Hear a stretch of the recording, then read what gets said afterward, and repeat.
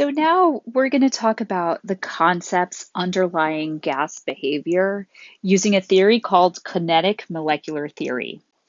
Kinetic is an adjective that describes motion. And this is a model to explain the behavior of gases that's kind of based on our idea of how they move in a container. So, according to kinetic molecular theory, gases have the following properties. Okay, so we're gonna go through the four tenets of kinetic molecular theory. The first tenet is that the distance between gas molecules is so large that we can treat the volume of the individual gas molecules themselves as negligible. Okay, so the gas molecules are so far apart from each other that we do not have to take into account the volume that the gas particles themselves occupy. You can ignore that. And that simplifies gas calculations kind of quite a bit. The other tenet of the theory is that gas particles are in continuous random motion. They are always moving. They are moving in all directions. The motion is continuous. The third tenet of kinetic molecular theory is that gas particles undergo elastic collisions. Elastic collisions means that when the particles collide with each other, they do not exert any force on each other, or basically the force that they exert on each other is treated as negligible. So, because of this elastic collision part of the theory, what produces pressure is actually just collisions of the gas particles with the walls of the container. So it's collisions with the container walls that produce pressure. So now you can imagine your gas particles in a container. They're moving all over the place. They're in continuous random motion. And they may be hitting each other, but that doesn't matter. We can ignore those collisions. What produces the pressure inside the container is the collisions of the gas particles with the walls of the container. So the collisions with the container walls create pressure. The last tenet of kinetic molecular theory regards kinetic energy. So you may have heard of kinetic energy before. Kinetic energy is the energy of motion. And when we think about all of the gas particles in a sample moving around, the average energy of motion, that is to say their average kinetic energy, is really only an index of temperature. So the average kinetic energy is proportional only to temperature, and it's proportional to Kelvin temperature. So what that means, if I'm going to kind of write that down, is that the average kinetic energy is proportional only to temperature. That little fish is my proportionality fish. We'll talk more about that in a second. But before I talk about temperature, I want to just talk a little bit more about what kinetic molecular theory means in terms of pressure. So again, kinetic molecular theory tells us that pressure is a factor of the collisions of gas particles with their environment, with the container walls. And there are certain kind of common sense things that come out of this that you should be able to wrap your mind around. The first is that pressure increases as the number of moles of gas increases. And we know this from the ideal gas law, right? But that may not be necessarily that obvious, right? If you didn't know the ideal gas law. The next thing is that as pressure goes up, volume will go down. There's that inverse relationship between pressure and volume that we established with Boyle's law. Finally, as temperature goes up, pressure goes up too. As temperature goes up, molecules move faster. They're going to be hitting the walls of the container more often, and that means that the pressure is going to be increasing. Okay, so now we need to think about temperature. The average kinetic energy is proportional only to temperature. And this may be the proportionality relationship. And if I want to actually turn that into a mathematical equation where I can put an equal sign in place of the proportionality fish, the exact relationship is that average kinetic energy is equal to 3/2 R times T.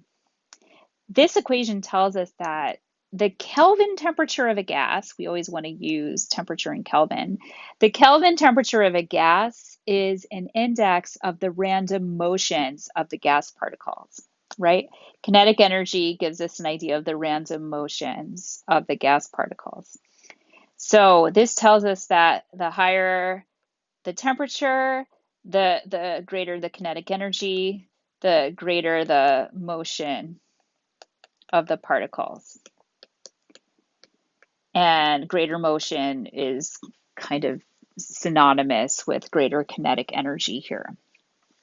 So there's another concept that we need to define, which is how do we measure the motion of the particles? Well, we can track their speed, and there's a special way to kind of do an average speed, which is called the root mean square velocity. This pertains to gas samples. The root mean square velocity is given by a little kind of cursive U with a square over it, and then you want uh, to take the average of that. So this is the average of the squares of all of the gas particles' velocities. So velocity has a directional component. And that is why we want to take the square, because we want to get rid of the directional component. So by taking the square, if you are going, say, in a negative direction, you get rid of the negative sign, for instance.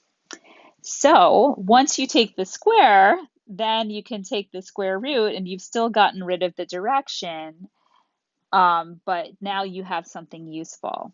So the square root of that square is what's defined as the root mean square velocity.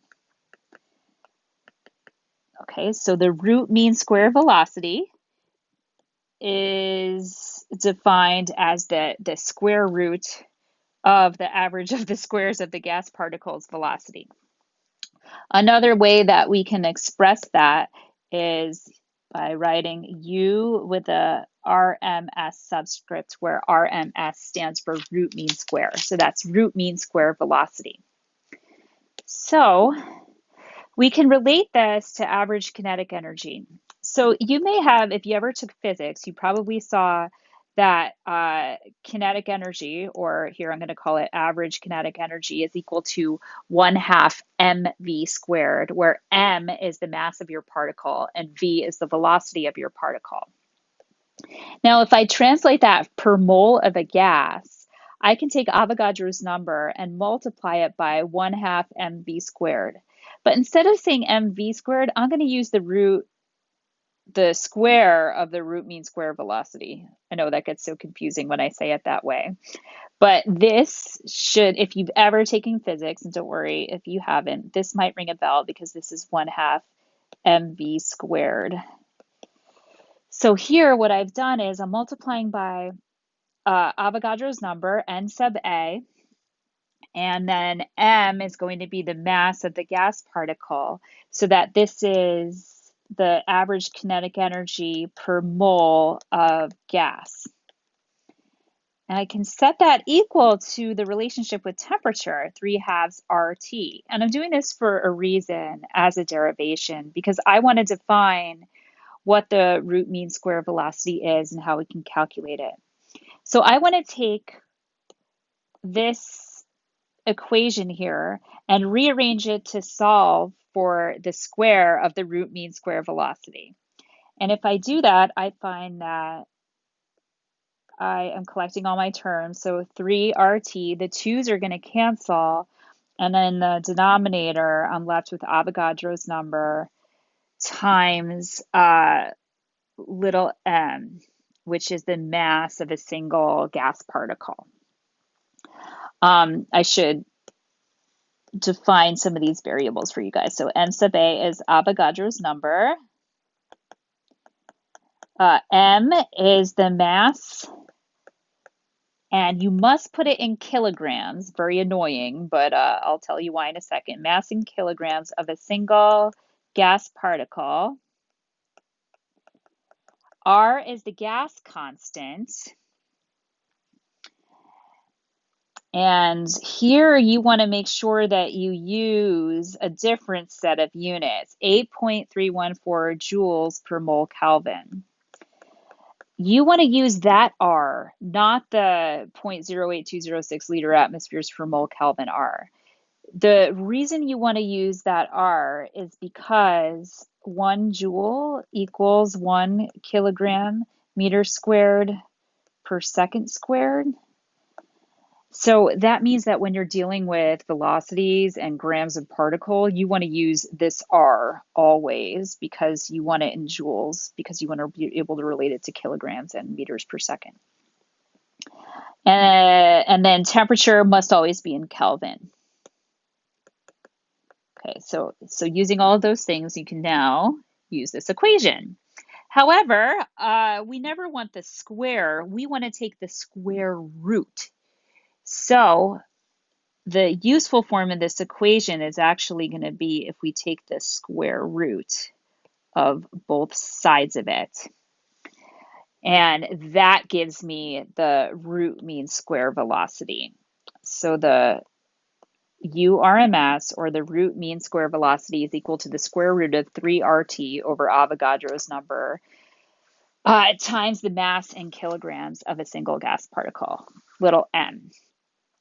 Another way to write that, you'll see it sometimes as the root mean square velocity being equal to 3RT over capital M, where that capital M is Avogadro's number times little m. And all that is the mass of 1 mole of gas particles in kilograms. You need to have it in kilograms because of the joules. So basically, big M is like a molecular weight in kilograms per mole. So that might make things more useful to you. So to summarize, for all of these kinetic energy and root mean square velocity calculations, you want to use the R as 8.314 joules per mole Kelvin.